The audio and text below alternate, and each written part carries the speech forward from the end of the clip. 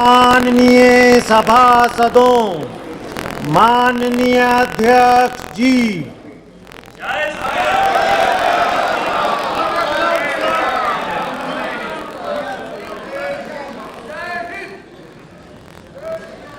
Item number 1 माननीय वित्त मंत्री Shrimati Nirmala Sitharaman ji.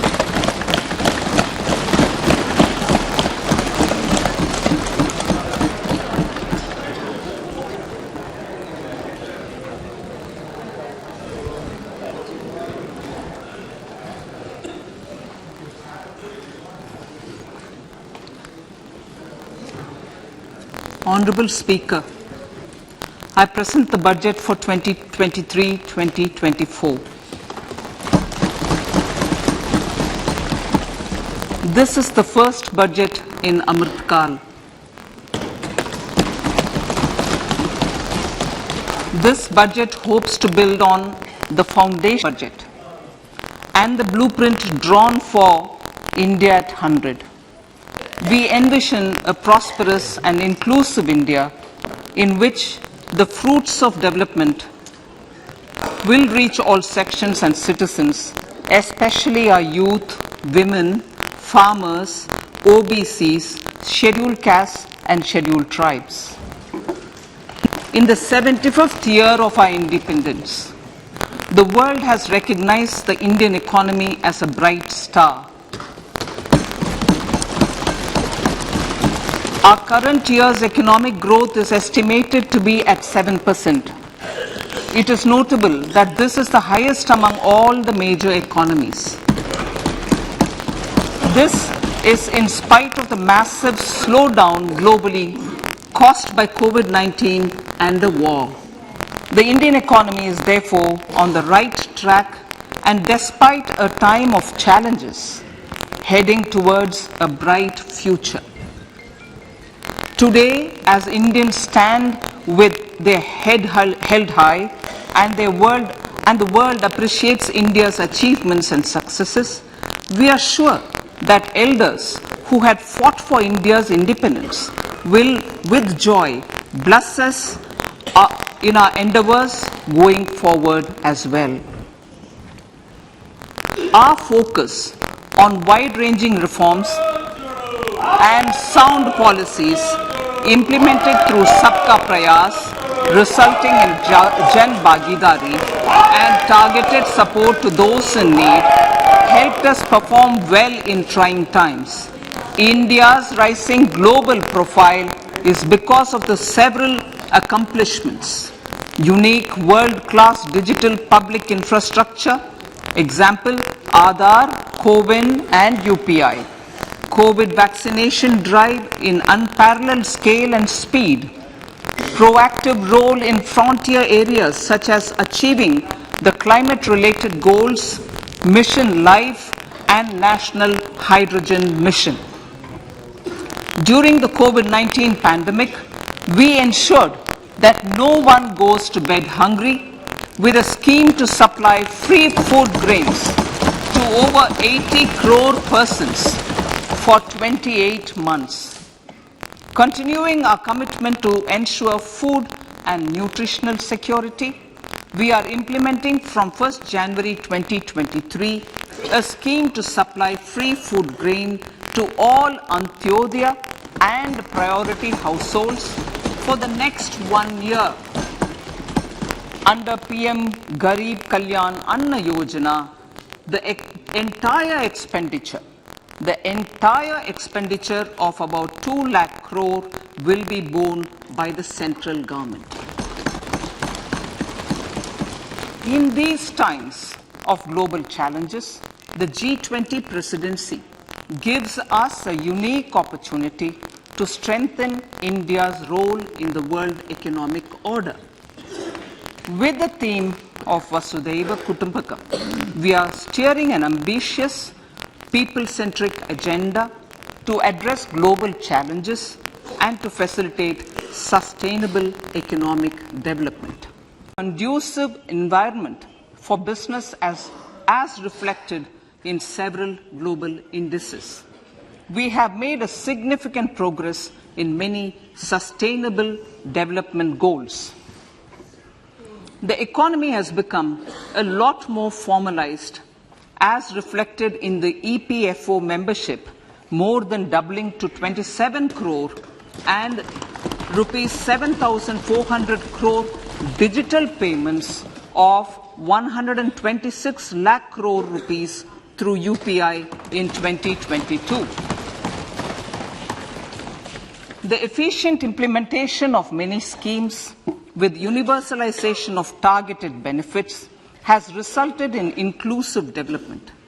Some of the schemes are 11.7 crore household toilets under Swachh Bharat mission, which is achieved, 9.6 crore LPG connections under Ujjwala, 220 crore COVID vaccination of 102 crore persons, 47.8 crore PM Jan Dhan bank accounts, insurance cover for 44.6 crore persons under PM Suraksha Bima and PM Jeevan Jyoti Yojana, and cash transfer of 2.2 lakh crores of rupees to 11.4 crore to over 11.4 crore farmers under PM Kisan Samman Nidhi. Our vision for the Amrit Kal includes technology-driven and knowledge-based economy with strong public finances and a robust financial sector. To achieve this, Jan Bhagidari through Sabka Saath, Sabka Prayas is essential. The economic agenda for achieving this vision focuses on three things. First, facilitating ample opportunities for citizens, especially the youth, to fulfill their aspirations. Second, providing strong impetus to growth and job creation. And third, strengthening macroeconomic stability.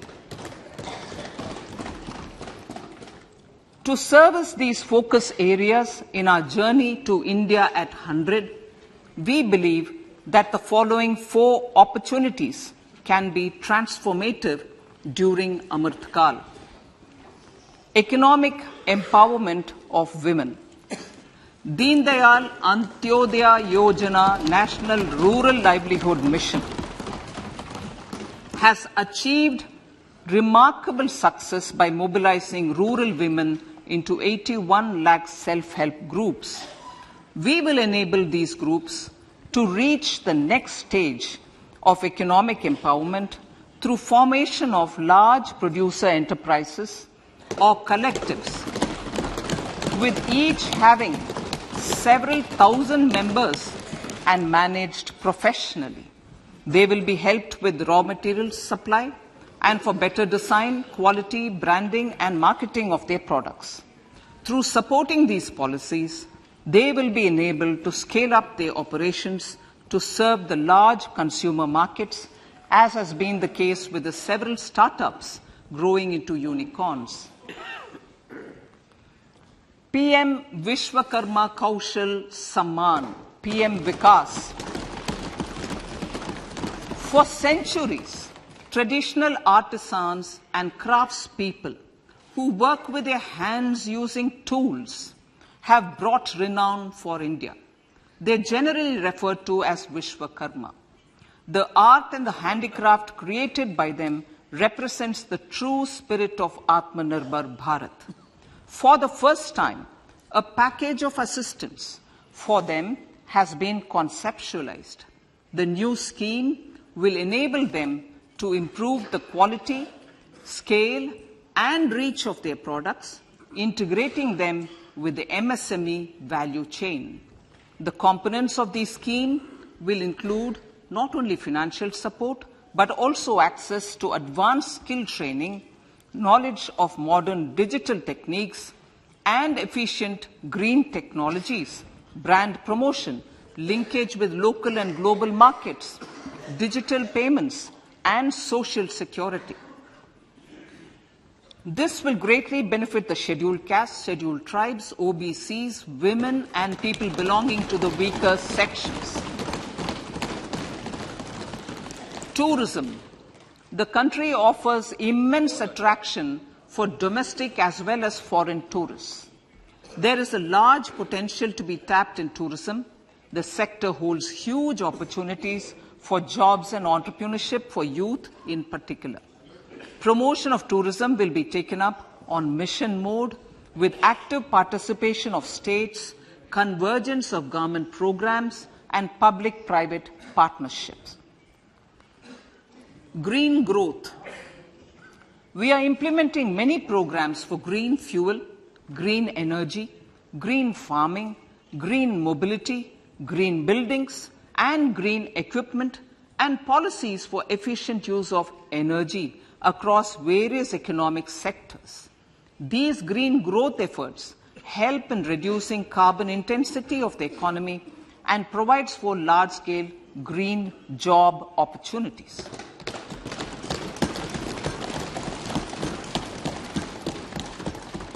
Priorities of this budget. The budget adopts the following 7 priorities. They complement each other and act as the Saptarishi guiding us through the Amritkal.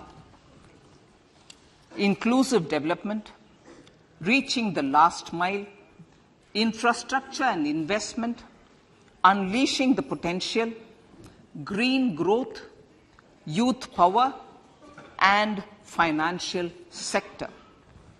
I now speak on the priority number 1, inclusive development. The government's philosophy of Sabka Saath, Sabka Vikas has facilitated inclusive development covering in specific farmers, women, youth, OBCs, scheduled castes, scheduled tribes, Divyangjan, and economically weaker sections, and overall priority for the underprivileged, Vanchiton ko Variyata. There has also been a sustained focus on Jammu Kashmir, Ladakh, and the Northeast.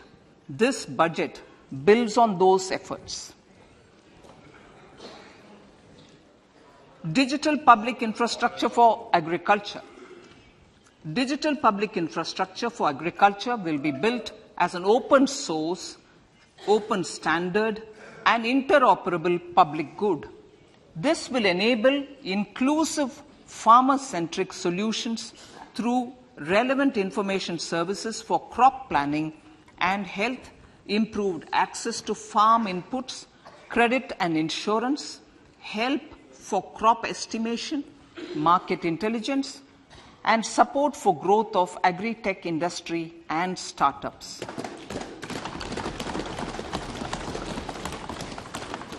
An agriculture accelerator fund. An agriculture accelerator fund will be set up to encourage agri-startups by young entrepreneurs in rural areas. The fund will aim at bringing innovative and affordable solutions for challenges faced by farmers. It will also bring in modern technologies to transform agricultural practices, increase productivity and profitability. To enhance the productivity of extra long staple cotton, we will adopt a cluster-based and value chain approach through public-private partnerships. This will mean collaboration between farmers, state, and industry for input supplies, extension services, and market linkages. We will launch an Atmanirbhar Clean Plant program to boost availability of disease-free, quality planting material for high-value horticultural crops at an outlay of 2,200 crores.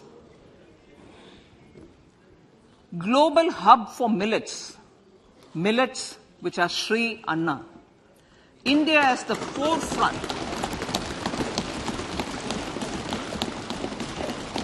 India is at the forefront of popularizing millets, whose consumption furthers nutrition, food security, and welfare of farmers, said the Honorable Prime Minister. We are the largest producer and second largest exporter of Sri Anna in the world. We grow several types of Sri Anna, such as Sri Anna Jowar, Sri Anna Ragi, Sri Anna Bajra, Sri Anna Kutu, Ramdana, Kangni, Kutni, Kutki, Kodo, China, and Sama. These have a number of health benefits and have been an integral part of our food for centuries. I acknowledge with pride the huge service done by small farmers in contributing to the health of fellow citizens by growing these Sri Anna. Now, to make India a global hub for Sri Anna, the Indian Institute of Millet Research, ideally Indian Institute of the Sri Anna Research, Hyderabad, will be supported as the center of excellence for sharing best practices, research and technologies at the international level. The agricultural credit target will be increased to 20 lakh crores with focus on animal husbandry, dairy and fisheries. We will launch a new sub-scheme of PM Matsya Sampada Yojana, which is an existing scheme, but we'll launch a new sub-scheme with targeted investment of 6,000 crores to further enable activities of fishermen, fish vendors, and micro and small entrepreneurs, improve value chain efficiencies, and expand the market. For farmers, especially small and marginal farmers and other marginalized sections, the government is promoting cooperative-based economic development model. A new Ministry of Cooperation was formed with a mandate to realize the vision of Sahkar Se Samriddhi. To realize this vision, the government has already initiated computerization of 63,000 primary agricultural credit societies with an investment of 2,516 crores. In consultation with all the stakeholders and the states, model bylaws for PACS were formulated, enabling them to become multi-purpose PACS. A national cooperative database is being prepared for countrywide mapping of cooperative societies. With this backdrop, we will implement a plan to set up massive decentralized storage capacity.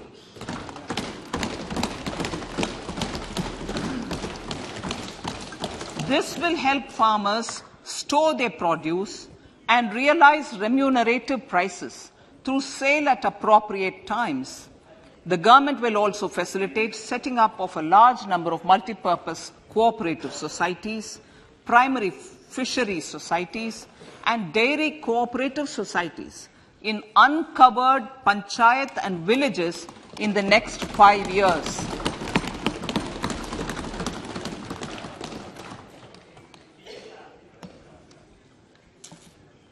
Health, education and skilling. 157 new nursing colleges will be established in co-location with the existing 157 medical colleges established since 2014.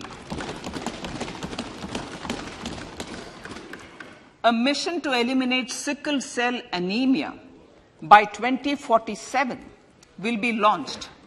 It will entail awareness creation, universal screening of 7 crore people in the age group of 0 to 40 years in affected tribal areas, and counseling through collaborative efforts of central ministries and state governments. Facilities in select ICMR labs, Indian Council for Medical Research Labs, will be made available for research by public and private medical college faculty and private sector R&D teams for encouraging collaborative research and innovation. A new program to promote research and innovation in pharmaceuticals will be taken up through centers of excellence. We shall also encourage industry to invest in research and development in specific priority areas. Dedicated multidisciplinary courses for medical devices will be supported in existing institutions to ensure availability of skilled manpower for futuristic medical technologies, high-end manufacturing and research. Teachers' training. Teachers' training will be re-envisioned through innovative pedagogy, curriculum transaction, continuous professional development, dipstick surveys, and ICT implementation. The District Institute of Education and Training will be developed as vibrant institutes of excellence for this purpose.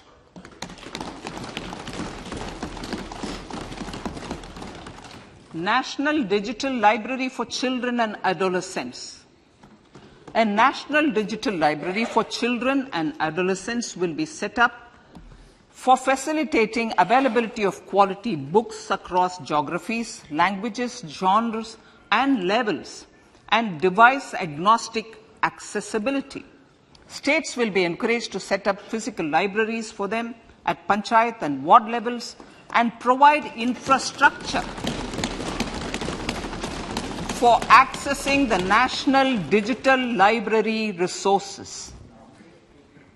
Additionally, to build a culture of reading and to make up for pandemic time learning loss, the National Book Trust, the Children's Book Trust, and other sources will be encouraged to provide and replenish non-curricular titles in regional languages and in English to these physical libraries. Collaboration with NGOs that work in literacy will also be a part of this initiative. To inculcate financial literacy, financial sector regulators and organizations will be encouraged to provide age-appropriate reading material to these libraries. I move to priority 2, reaching the last mile. Prime Minister Vajpayee's government had formed the Ministry of Tribal Affairs and the Department of Development of Northeast Region to provide a sharper focus to the objective of reaching the last mile. Our government has formed the Ministries of Ayush, Fisheries, Animal Husbandry and Dairying, Skill Development, Jal Shakti and Cooperation. Building on the success of the Aspirational Districts program, the government has recently launched the Aspirational Blocks program, covering 500 blocks for saturation of essential government services across multiple domains such as health, nutrition, education, agriculture, water resources, financial inclusion, skill development, and basic infrastructure. Manya Speaker, Sir, Pradhan Mantri PVTG, which is Primitive Vulnerable Tribal Groups Development Mission, is being launched. To improve socio-economic conditions of the particularly vulnerable tribal groups, the PVTGs as we refer them to, Pradhan Mantri PVTG Development Mission will be launched. This will saturate PVTG families and habitations with basic facilities such as safe housing, clean drinking water and sanitation, improved access to education, health, nutrition, road and telecom connectivity, and sustainable livelihood opportunities. An amount of 15,000 crores will be made available to implement the mission in the next 3 years under the Development Action Plan for the Scheduled Tribes. Ekalavya Model Residential Schools. In the next 3 years, Center will recruit 38,800 teachers and support staff for the 740 Ekalavya Model Residential Schools, which is serving 3.5 lakh tribal students.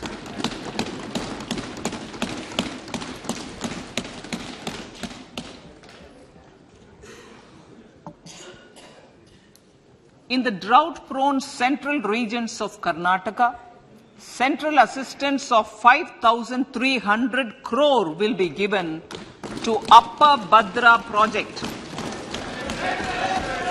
to provide sustainable micro irrigation and filling up of surface tanks for drinking water. PM Awas Yojana. The outlay for PM Awas Yojana is being enhanced by 66% to over 79,000 crores. Bharat Shared Repository of Inscriptions will be set up in a digital epigraphy museum with digitization of 1 lakh ancient inscriptions in the first stage. Support for poor prisoners. For poor persons who are in prisons and unable to afford the penalty or the bail amount, required financial support will be provided. Priority number 3, infrastructure and investment. Investments in infrastructure and productive capacity have a large multiplier impact on growth and employment. After the subdued period of the pandemic, private investments are growing again. The budget takes the lead once again to ramp up the virtuous cycle of investment and job creation. Honorable Speaker, sir, the capital investment outlay is being increased steeply for the 3rd year in a row by 33% to 10 lakh crores, which would be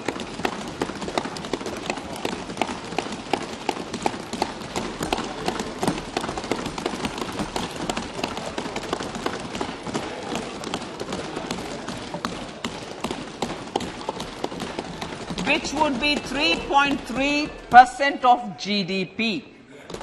This will almost be 3 times the outlay made in 2019-20.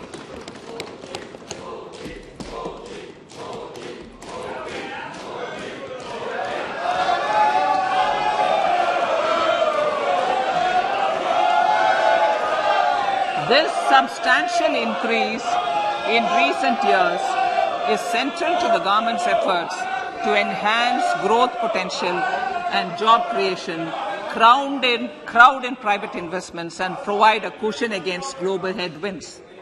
The direct capital investment by the centre is complemented by the provision made for creation of capital assets through grants and aids to state.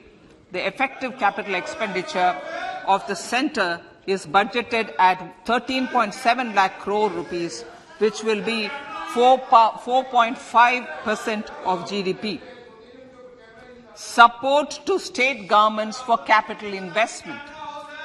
I have decided to continue the 50-year interest-free loan to state governments for 1 more year to spur investment in infrastructure and to incentivize them for complementary policies actions with a significantly enhanced outlay of 1.3 lakh crores. The newly established Infrastructure Finance Secretariat will assist all stakeholders for more private investment in infrastructure, including railways, roads, urban infrastructure and power, which are predominantly depend on public resources. The harmonized master list of infrastructure will be reviewed by an expert committee for recommending the classification and financing framework suitable for Amrit Kal. A capital outlay, I'm talking about railways now, sir, Honorable Speaker, railways. A capital outlay of 2.40 lakh crores has been provided for the railways. This is the highest ever outlay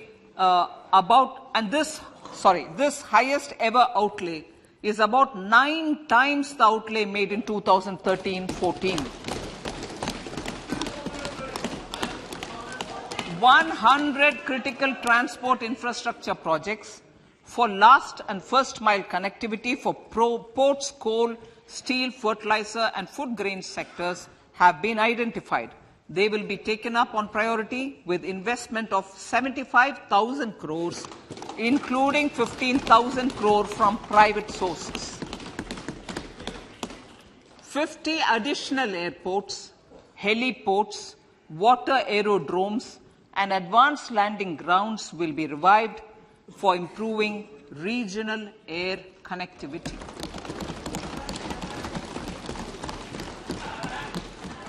Sustainable cities for tomorrow.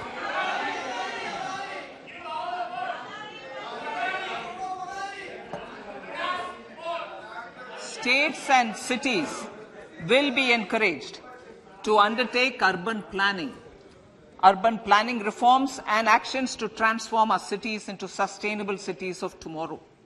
This means efficient use of land resources, adequate resources for urban infrastructure, transit-oriented development, enhanced availability and affordability of urban land and opportunities for all.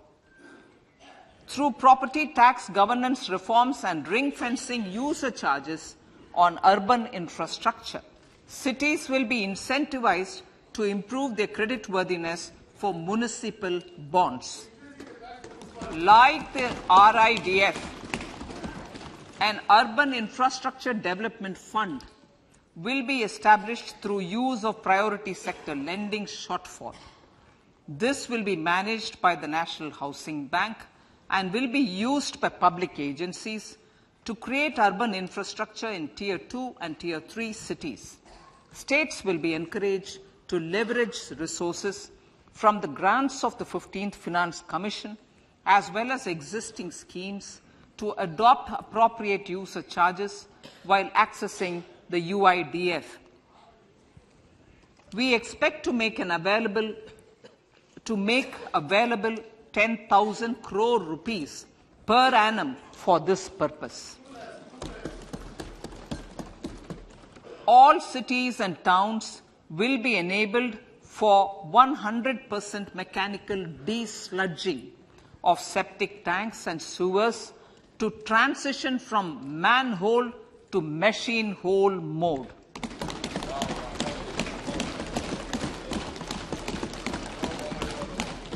Enhanced focus will be provided for scientific management of dry and wet waste. Honorable Speaker, sir, our Prime Minister had said, good governance is the key to a nation's progress. Our government is committed to providing a transparent and accountable administration which works for the betterment and welfare of common citizens. Mission Karma Yogi. Under Mission Karma Yogi, centre, states and the union territories are making and implementing capacity building plans for civil servants. The government has also launched an integrated online training platform, I Got Karma Yogi, to provide continuous learning opportunities for lakhs of government employees to upgrade their skills and facilitate people-centric approach. Sir, for enhancing ease of doing business, more than 39,000 compliances have been reduced, and more than 3,400 legal provisions have been decriminalized. For furthering the trust-based governance, we have introduced the Jan Vishwas Bill to amend 42 central acts. This budget proposes a series of measures to unleash the potential of our economy. Centers of Excellence for Artificial Intelligence. For realizing the vision of Make AI in India and Make AI Work for India, 3 centers of excellence for artificial intelligence will be set up in top educational institutions. Leading industry players will partner in conducting interdisciplinary research, develop cutting-edge applications, and scalable problem solutions in the areas of agriculture, health, and sustainable cities. This will galvanize an effective AI ecosystem and nurture quality human resources in the field. National Data Governance Policy. To unleash innovation and research by startups and academia, a national data governance policy will be brought out. This will enable access to anonymized data. The KYC process will be simplified, adopting a risk-based instead of one-size-fits-all approach. The financial sector regulators will also be encouraged to have a KYC system fully amenable to meet the needs of digital India. One-stop solution for identity and address updating. A one-stop solution for reconciliation and updating of identity and address of individuals maintained by various government agencies, regulators, and regulated entities will be established using DigiLocker service and Aadhaar as foundational identity. Speaker, sir, common business identifier. For the business establishments required to have a permanent account number, the PAN will be used as the common identifier for all digital systems of specified government agencies. This will bring ease of doing business, and it will be facilitated through a legal mandate. For obviating the need for separate submission of same information to different government agencies, a system of unified filing process will be set up.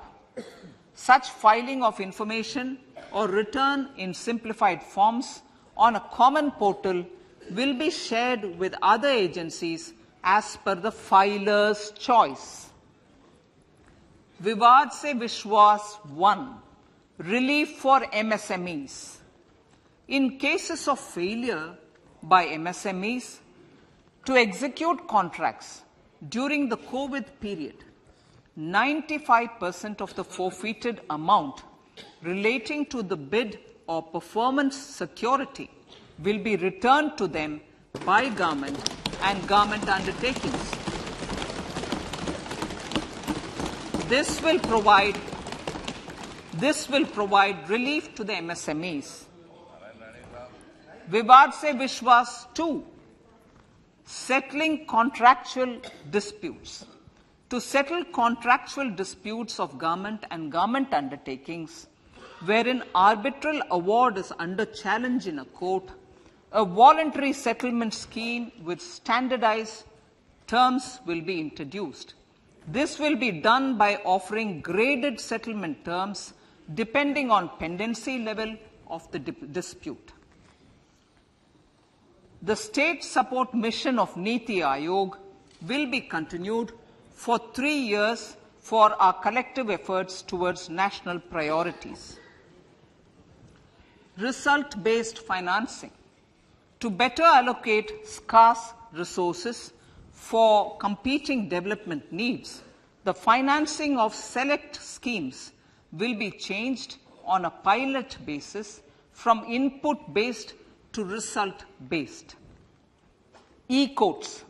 For efficient administration of justice, Phase 3 of e-courts projects Phase 3 of the e-courts project will be launched with an outlay of 7,000 crores.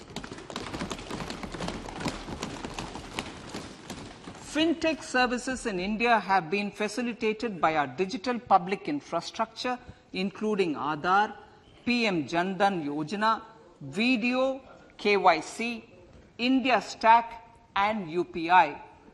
To enable more fintech innovative services, the scope of documents available in DigiLocker for individuals will be expanded. An entity, DigiLocker, will be set up for the use by MSMEs, large businesses, and also charitable trusts.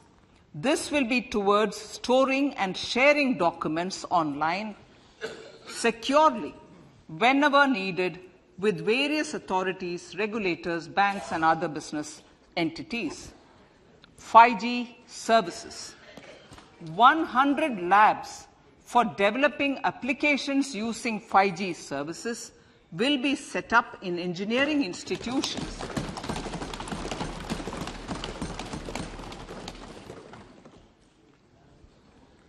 To realize a new range of opportunities, business models, and employment potential.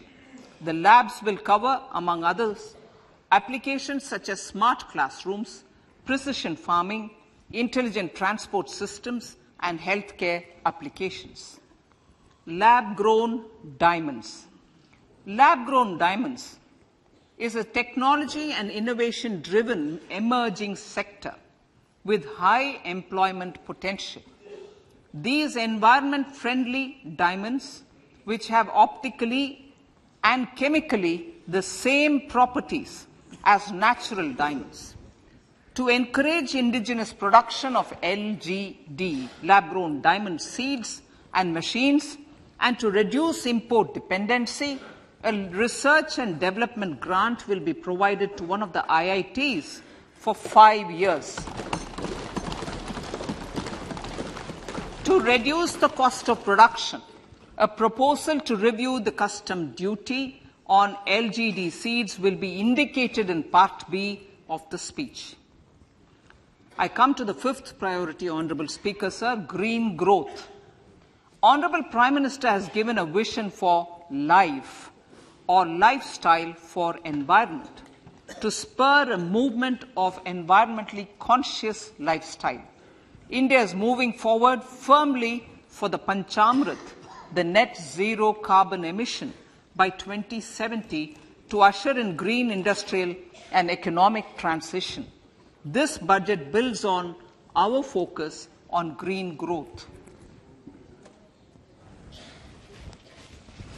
The recently launched National Green Hydrogen Mission, with an outlay of 19,700 crores, will facilitate transition of the economy to low carbon intensity, reduce dependence on fossil fuel imports, and make the country assume technology and market leadership in this sunrise sector.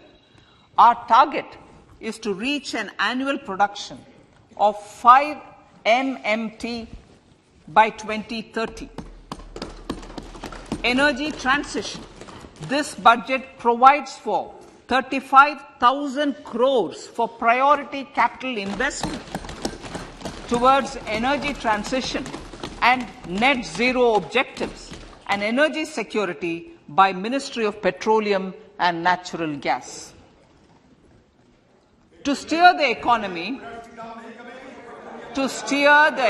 on sustainable development path, battery energy storage systems with capacity of 4,000 MWH will be supported with viability gap funding. A detailed framework for pumped storage projects will also be formulated. Renewable energy evacuation. the interstate transmission system for evacuation and grid integration of 13 gigawatt renewable energy from Ladakh will be constructed with investment of 20,700 crore, including central support of 8,300 crores. Green Credit Program. For encouraging behavioral change, a green credit program will be notified under the Environment Protection Act. This will incentivize environmentally sustainable and responsive actions by companies, individuals, and local bodies, and help mobilize additional resources for such activities. PM Program for Restoration, Awareness, Nourishment, and Amelioration of Mother Earth, PM Pranam, will be launched to incentivize states and union territories to promote alternative fertilizers and balanced use of chemical fertilizers. Go Bardhan Scheme. 500 new waste to wealth plants under Go Bardhan, galvanizing organic bio-agro resources done. Go Bardhan scheme will be established for promoting circular economy.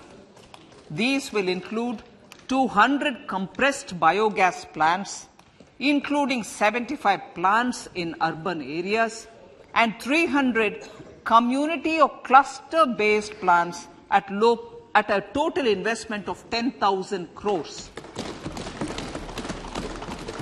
I will refer to this in Part B also. In due course, a 5% CBG mandate will be introduced for all organizations marketing natural and biogas. For collection of biomass and distribution of biomanure, appropriate fiscal support will also be provided. Bharatiya Prakritik Kheti Bio Input Resource Centers. Over the next 3 years, we will facilitate 1 crore farmers to adopt natural farming. For this, Honorable Speaker, 10,000 bio input resource centers will be set up, creating a national level distributed micro fertilizer and pesticide manufacturing network. Mishti.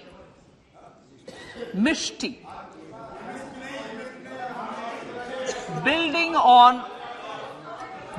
on India's success in afforestation, mangrove initiative for shoreline habitats and tangible incomes, Mishti, will be taken up for mangrove plantation along the coastline and on salt pan lands wherever feasible through convergence between Manrega, Campa, Fund and other sources.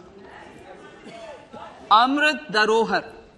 Wetlands are vital ecosystems which sustain biological diversity. In his latest Mann Ki Baat, the Prime Minister said, now, I quote, now the total number of Ramsar sites in our country has increased to 75, whereas before 2014, there were only 26, unquote. Local communities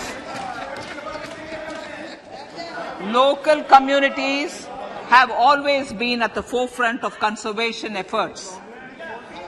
The government will promote their unique conservation values through Amrit Dharohar, a scheme that will be implemented over the next 3 years to encourage optimal use of wetlands and enhance biodiversity, carbon stock, ecotourism opportunities, and income generation for local communities. Coastal shipping. Coastal shipping will be promoted as the energy efficient and lower cost mode of transport, both for passengers and freight, through PPP mode with viability gap funding. Vehicle replacement. Vehicle replacement is an important continuing policy, replacing the old I know. Replacing. Absolutely. Thank you. Replacing old polluting vehicles. Maybe applicable, right? Replacing old polluting vehicles is an important part of greening our economy. In furtherance of the vehicle scrapping policy mentioned in Budget 21-22, I have allocated adequate funds to scrap old vehicles of the central government. States will also be supported in replacing old vehicles and old state ambulances. Honorable Speaker, sir, I move to priority 6, youth power. To empower our youth and help the Amrit PD realize their dreams, we have formulated the National Education Policy, which is very wide in its scope, but one of the things is also to focus on skilling, adopted economic policies that facilitate job creation at scale and have supported business opportunities. Pradhan Mantri Kaushal Vikas Yojana.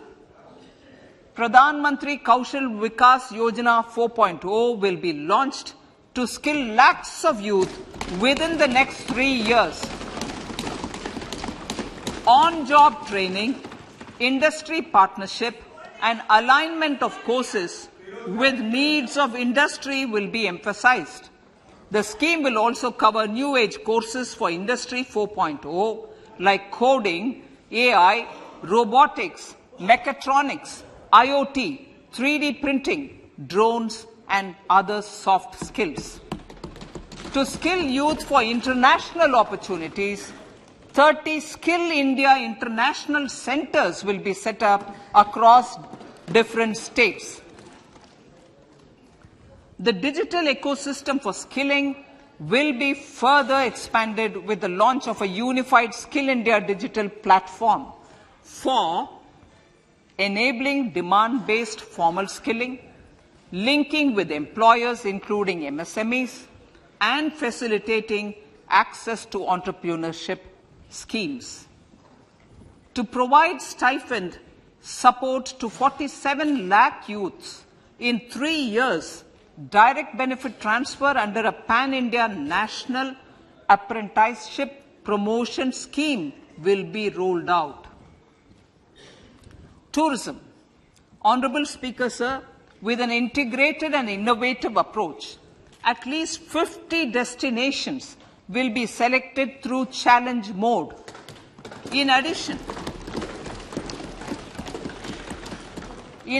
to aspects such as physical connectivity, virtual connectivity, tourist guides, high standards for food streets, and tourist security, all the relevant aspects would be made available on an app to enhance tourist experience.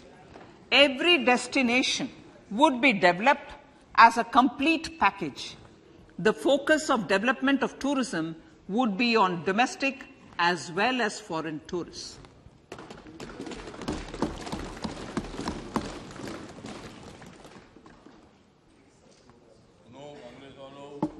Sector-specific skilling and entrepreneurship development will be dovetailed to achieve the objectives of Dekho Apna Desh initiative.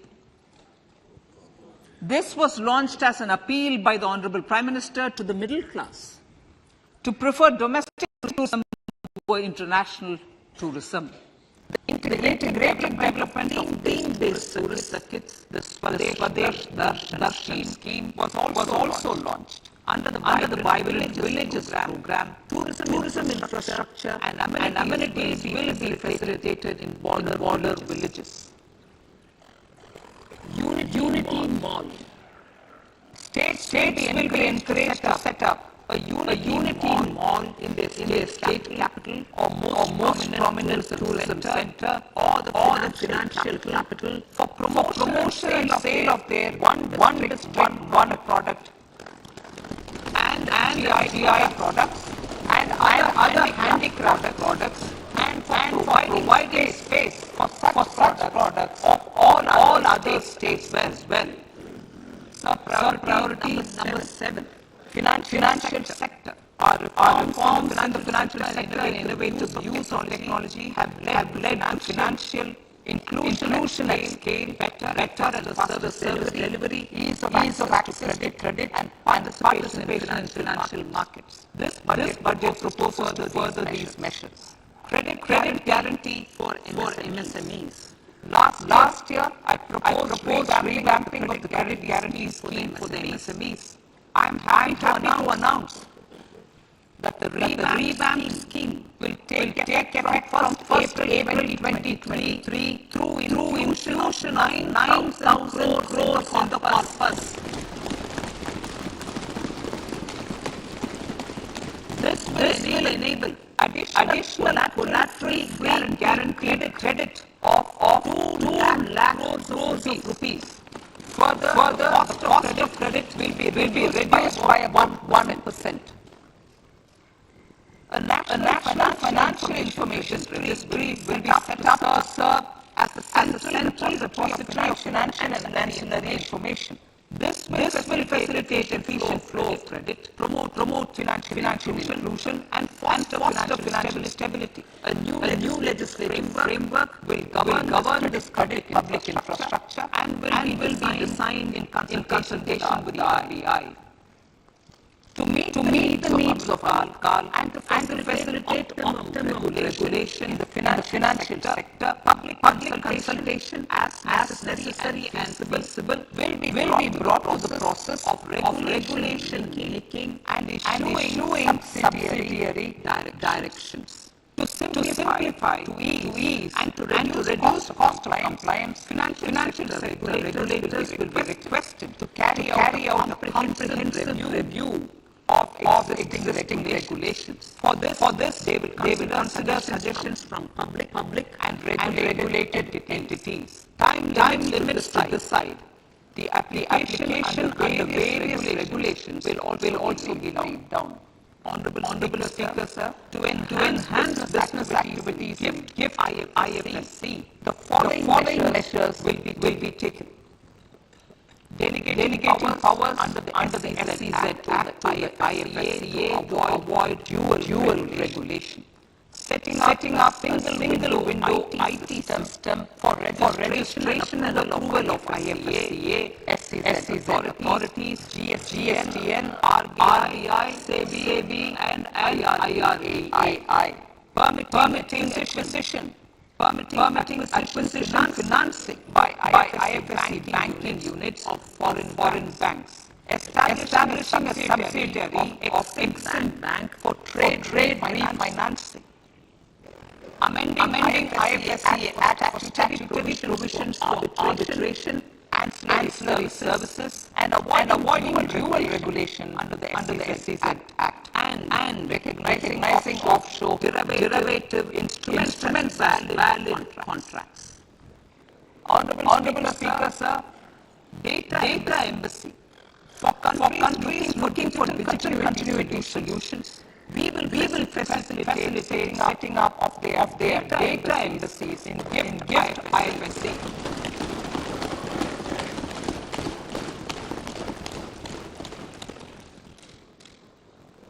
Improving governance in the investor protection banking sector. To impact bank governance and enhance investors' protection, certain amendments to the Banking Regulation Act, the Banking Companies Act, and the Reserve Bank of India Act are being proposed. Capacity building in securities market. Honorable Speaker, sir, to build capacity of functionaries and professionals in the securities market, SEBI will be empowered to develop, regulate, maintain, and enforce norms and standards for education in the National Institute of Securities Markets and to recognize award of degrees, diplomas, and certificates. A central data processing center will be set up after response to companies through centralized handling of various forms filed with field officers under the Companies Act. reclaiming of shares and dividends, for investors to reclaim unclaimed shares and unpaid dividends from the Investor Education and Protection Fund Authority with ease, from the Investor Education and Protection Fund Authority with ease, an integrated IT portal will be established. Digital payments continue to find wide acceptance. In 2022, they show an increase of 76% in transactions and 91% carrying value. Fiscal support for this digital public infrastructure will continue in 2023-2024. आजादी का अमृत महोत्सव महिला सम्मान बचत पत्र. For commemorating Azadi Ka Amrit Mahotsav, a one-time new small savings scheme, Mahila Samman Savings Certificate, Mahila Samman Savings Certificate will be made available for a 2-year period up to March 2025. This will offer deposit facility up to 2 lakh in the name of woman or girls for a tenor 2 years at fixed interest rate of 7.5% with partial withdrawal option. Senior citizens, the maximum deposit limit for senior citizens savings scheme will be enhanced from 15 lakh to 30 lakh of rupees. The maximum deposit limit for monthly income account scheme will be enhanced from 0.55 lakh to 9 lakh for single account and from 9 lakh to 15 lakh for joint account. Honorable Speaker, Sir, fiscal management. 50 years interest-free loan to states. The entire 50-year loan to states has to be spent on capital expenditure within 2023-2024. Most of this will be at the discretion of the states, but a part will be conditional on states increasing their actual capital expenditure. Parts of the outlay will also be linked to or allocated for the following purposes: scrapping old garment vehicles, urban planning reforms and actions, financing reforms in urban local bodies to make them credit-worthy for municipal bonds, housing for police personnel above or as part of the police station, constructing unity malls, children and adolescent libraries and digital infrastructure, and state share of capital expenditure of central schemes. Honorable Speaker, Sir, fiscal deficit states will be allowed fiscal deficit of 0.5% of GSDP, of which 0.5% will be tied to public sector reforms. Revised estimates 2022-2023. The revised estimate, Honorable Speaker, Sir, of the total receipts other than borrowing is 24.3 lakh crores, of which the net tax receipts are 20.99 lakh crores. The revised estimate total expenditure is 41.9 lakh crores of rupees, of which capital expenditure is about 7.3 lakh crores. The revised estimate of the fiscal deficit is 6.4% of GDP, adhering to the budgeting estimate. So budget estimates of 2023-24. Coming 2023-24, the total receipts other than borrowings and the total expenditure are estimated at 7.2 lakh crores and 45 lakh crores respectively. The net tax receipts are estimated at 23.3 lakh crores. The fiscal deficit is estimated to be 5.9% of the GDP. In my budget speech for 21-22, I had announced that I plan to continue the path of fiscal consolidation, reaching a fiscal deficit of below 4.5% by 2025-26 with a fairly steady decline over the period. We have adhered to this path, and I reiterate my intention to bring the fiscal deficit below 4.5% of GDP by 2025-26. To finance the fiscal deficit in 2023-24, the net market borrowings from data securities are estimated at 11.8 lakh crores. The balance financing is expected to come from small savings and other sources. The gross market borrowings are estimated at 15.43 lakh crores of rupees. Honorable Speaker, sir, I now move to Part B.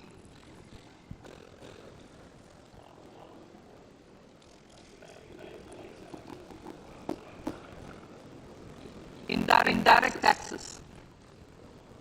My indirect proposals will aim to promote exports, boost domestic manufacturing, enhance domestic value addition, encourage green energy and mobility.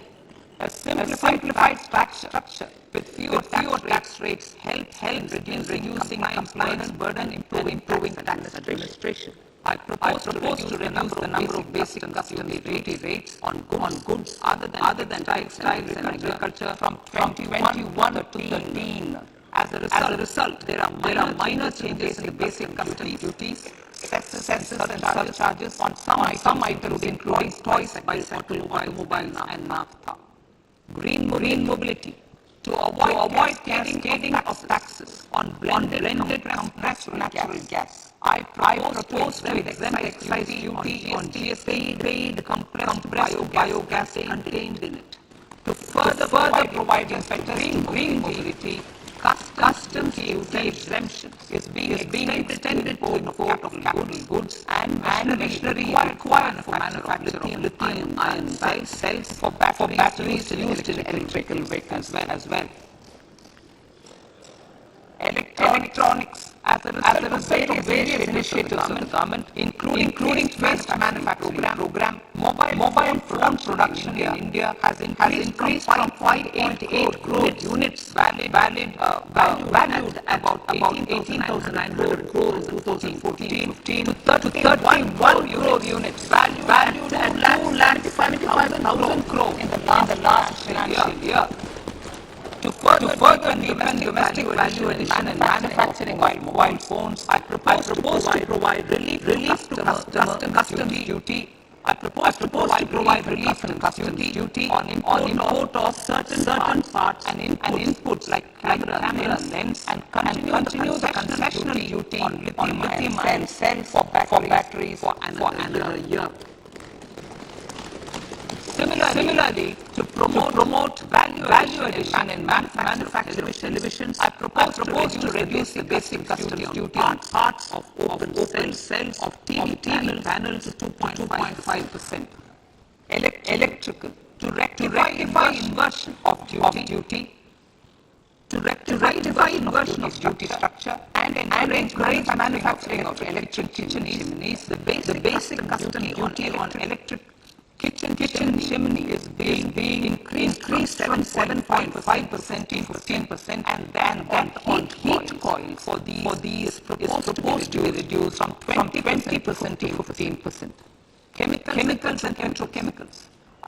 Denatured ethyl alcohol is used in chemical industry. I propose to exempt basic customs duty on it. This will also support a blending program and facilitate endeavor for energy transition. Basic customs duty is also being reduced on acid grade fluorspar from 5% to 2.5% to make the domestic fluorochemicals industry competitive. Further, the basic customs duty on glycerin for use in manufacture of epichlorohydrin is proposed to be reduced from 7.5% to 2.5%.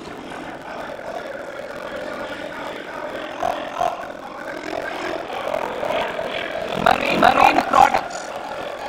In the last financial year, marine products recorded the highest export growth, benefiting farmers in the coastal states of the country. To further enhance the competitiveness of marine products, particularly shrimp, duties being reduced on key inputs for domestic manufacture of shrimp feed.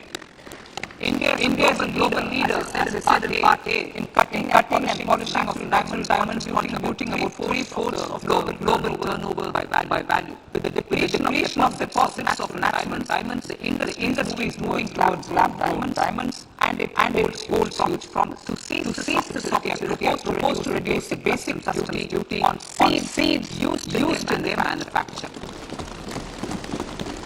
Customs duties on door and bars of gold and platinum range earlier this fiscal. I propose to increase the duties on articles made from to enhance the duty differential. I also propose to increase the import duty on silver doors, bars and articles to align with that on gold and platinum. To facilitate availability of raw materials for the steel sector, exemptions from basic customs duty on raw materials for manufacture CRGO steel, ferrous scrap and nickel cathodes is being continued. Similarly, the concessional BCD of 2.5% on copper scrap is also being continued to ensure the availability of raw materials for secondary copper producers, mainly in the MSME sectors. Compounded rubber. The basic custom duty rate on compounded rubber is being increased from 10% to 25% or 30 kg, whichever is lower, at par with that of natural rubber other than latex, to curb circumvention of duty. Cigarettes. National calamity contingent duty on specified cigarettes was last revised 3 years ago. This is proposed to be revised upwards by about 16%. Direct taxes. I now come to my direct tax proposals. Honorable Speaker, these proposals aim to maintain continuity and stability of taxation, further simplify and rationalize various provisions to reduce the compliance burden, promote the entrepreneurial spirit, and provide tax relief to citizens. It has been constant endeavor of the income tax department to improve payer services by making compliance easy and smooth. Our taxpayers portal received a maximum of 72 lakh returns in a day. Processed more than 6.5 returns this year. Average processing period reduced from 93 days in financial year 14 to 16 days only now. And 45% of the returns were processed within 24 hours. We intend to further improve this, roll out the next generation common IT return form for taxpayer convenience, and also plan to strengthen the grievance redressal mechanism. MSMEs and professionals. MSMEs are growth engines of our economy. Micro enterprises turnover up to 2 crore rupees, and certain professionals with turnover of up to 15 lakh rupees can avail the benefits of presumptive taxation. I propose to provide enhanced limits of 3 crore and 75 lakhs respectively to the taxpayers whose cash receipts are no more than 5%. Whose cash receipts are no more than 5%. Moreover, to support MSMEs in timely receiving payments, I propose to allow deduction for expenditure incurred on payments made to them only when the payment is actually made. Cooperation is a value to be cherished. In realizing our Prime Minister's goal for Sahkar Samriddhi and resolve to connect the spirit of cooperation with the spirit of Amal. In addition to the measures proposed in Part A, I have a slew of proposals for the cooperation sector. First, new cooperatives that commence manufacturing activities till 2024 31st March shall get the benefit of a lower tax rate of 15% as is presently available to new manufacturing companies. Secondly, I propose to provide an opportunity to sugar cooperatives to claim payments made to sugarcane farmers for the period prior to the assessment year 2016-17 as expenditure. This is expected to provide them a relief of almost 10,000 crores. Thirdly, I'm providing a higher limit of 2 lakh per member for cash deposits, loans and cash by primary agricultural cooperative societies and primary agriculture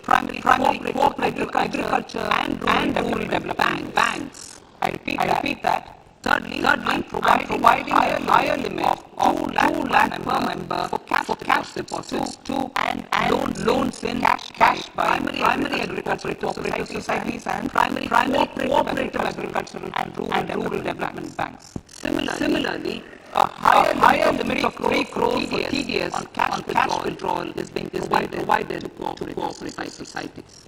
Startups.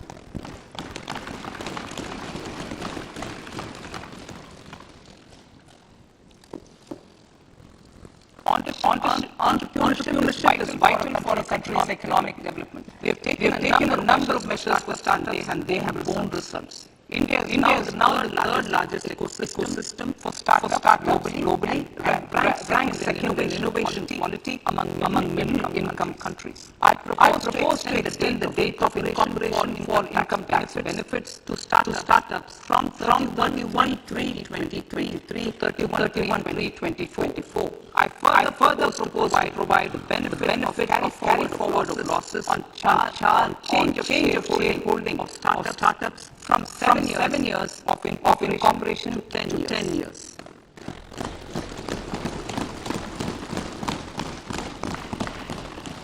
To reduce dependency of appeals at commissioner level, I propose to employ about 100 joint commissioners for disposal of small appeals. We shall also be more selective in taking up cases for scrutiny of returns already received this year. Better targeting of tax concessions. For better targeting of tax concessions and exemptions, I propose to deduction from capital gains on investment in residential house under Section 44 and Section 4F to 10 crores. Another proposal similar intent to limit income tax exemption from proceeds of insurance policies with very high value. Rationalization. Honorable Speaker, sir, there are a number of proposals relating to rationalization and simplification. Income of authorities, boards and commissions set up by statutes of union or state for the purpose of housing, development of cities, towns and villages, and regulating and developing an activity or matter is proposed to be exempted from income tax. Other major measures in this direction are removing the minimum threshold of 10,000 for TDS and clarifying taxability relating to online gaming. Not treating conversion of gold into electronic gold receipts and vice versa as capital gains. Reducing the TDS rate from 30% to 20% on taxable notion of EPF withdrawals in non-PAN cases and taxation on income market-linked debentures. Other major proposals on the finance bill relate to the following. Extension of period of tax benefits to fund relocating to IFSC, GIFT City 31/3/2025. decriminalization under Section 270A of the Income Tax Act, allowing carry forward of losses on strategic investment, including that IDBI Bank, and providing status to IDBI fund, personal income tax.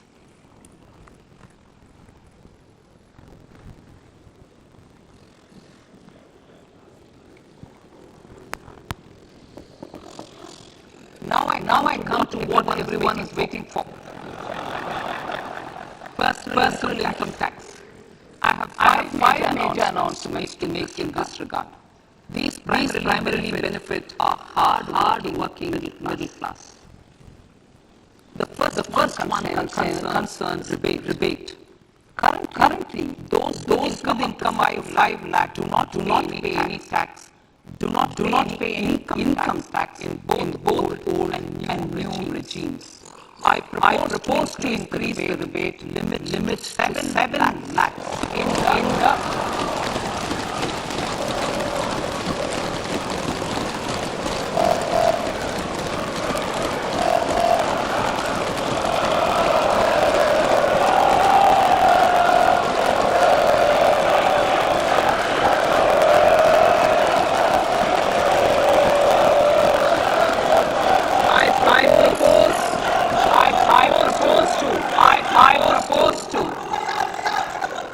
I propose to increase the rebate limit to 7 lakh in the new tax regime. Thus, persons in the new tax regime with income up to 7 lakhs will not have to pay any tax at all. The second proposal relates to class individuals. I had introduced in the year 2020 the new personal income tax regime with six income slabs starting from 2.5 lakh. I propose to change the tax structure in this regime by reducing the number of slabs to 5 and increasing the tax exemption limit to 3 lakhs. The new tax rates are 0 to 3 lakh, nil. 3 to 6 lakh, 5%. 6 to 9 lakh, 10%. 9 to 12 lakh, 15%. 12 to 15 lakh, 20%. And above 15 lakh, 30%. This will provide major relief to all taxpayers in the new regime. An individual with an annual income of 9 lakhs will be required to pay only 45,000 rupees. This is only 5% of his or her income.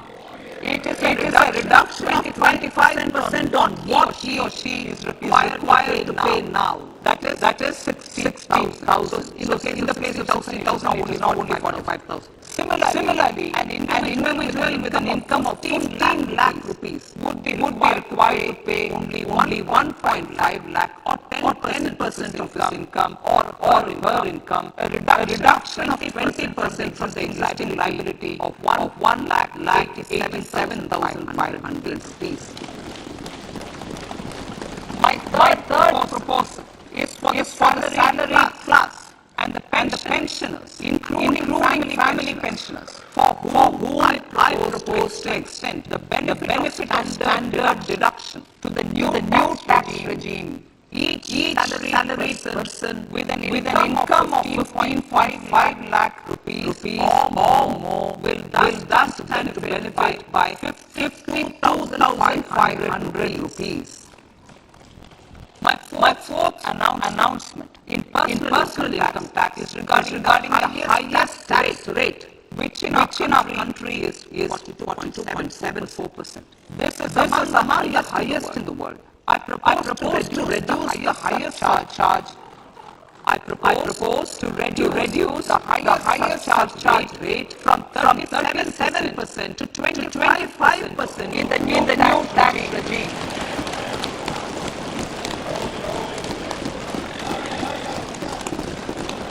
This would result in reduction of the maximum rate. This would result in the reduction of the maximum tax rate to 39%.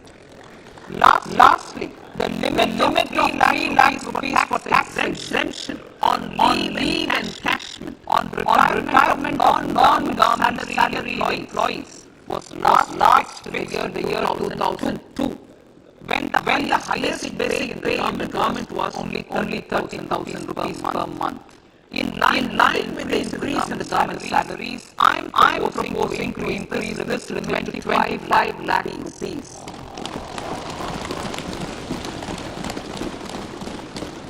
We are also making the new income tax regime as the default tax regime. However, citizens will continue to have the option to avail the benefit of the old tax regime. Apart from these, I'm also making some other changes as given in the annexure. As a result of these proposals, revenue of about 38,000 crore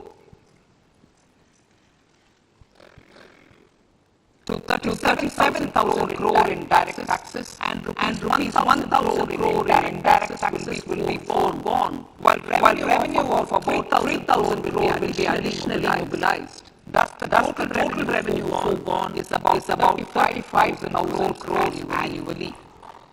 Honorable Speaker, sir, with these words, I commend the budget to the House.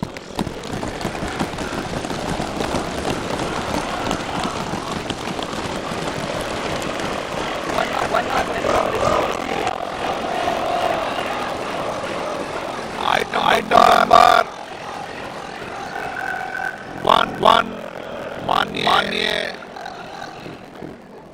item number two, Shrimati Nirmala Sitharaman ji.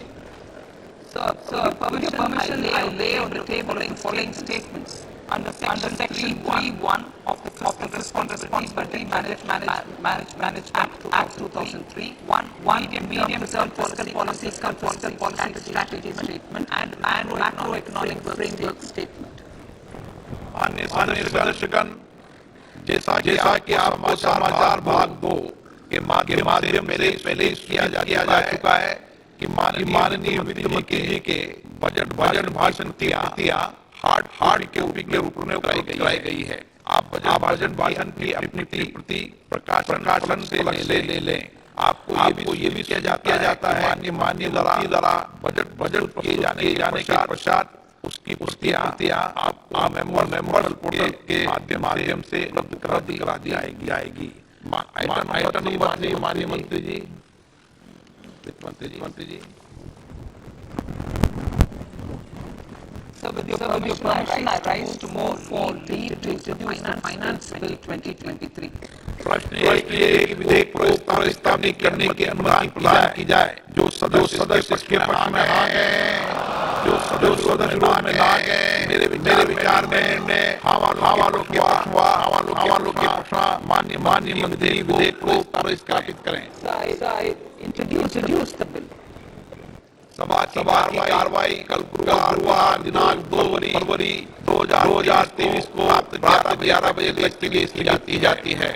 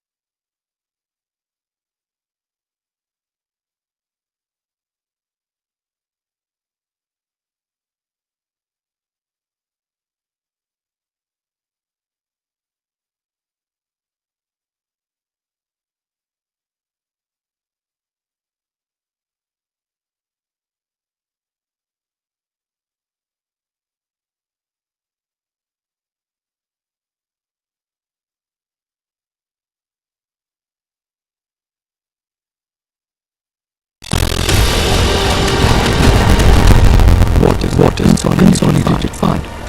The consolidated fund is made up of all revenues, loans raised by the government. It also includes receipts from recoveries of loans granted by all government expenses paid out of a consolidated fund. No amount can be drawn out without Parliament's approval.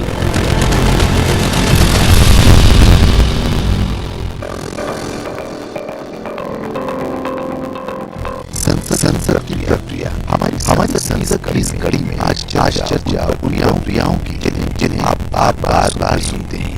आज बड़ी आसान भाषा में हम इस बारे में बताने जा रहे हैं। सबसे पहले स्थगन एक निश्चित समय के सदन की कार्यवाही को निलंबित कर देता है, जो घंटे दिन सप्ताह हो सकता है, लेकिन वो तय होता है। सदन कार्यवाही को स्थगित करने की शक्ति सदन की अधिकारी के पास होती है।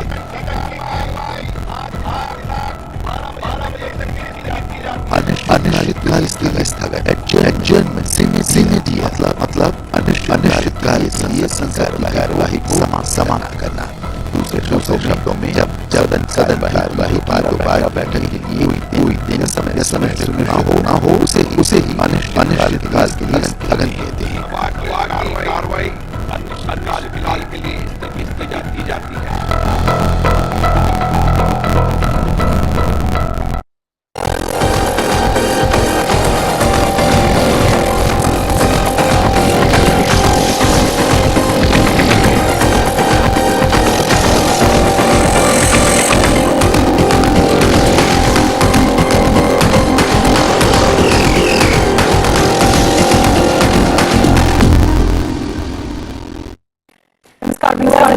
Welcome to this special coverage on CCTV of the Union Budget 2023-24, presented by Finance Minister Nirmala Sitharaman was my short while out in Parliament. Fast budget of the call. Finance Minister Nirmala Sitharaman's fifth executive budget and also the last full budget of Modi to come into government before the 2024 general elections. The key point is very clear. The finance minister is the economy is on the right track, heading towards the bright future. Government's focus on reform has enabled the Indian economy resilient despite global headwinds.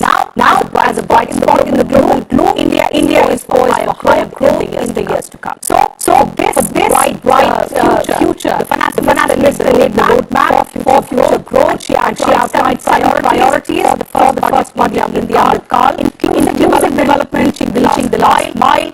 Infra and investment, also unleashing the human potential in India, growth power, and certain reforms in the financial sector as well. So we will discuss all of these priority areas that Finance Minister Nirmala Sitharaman has announced. Also some tax reliefs that she just announced in the second part of her speech. So with an eminent panel of experts today, we will go over all of these post-budget analysis, the announcement the Finance Minister has made.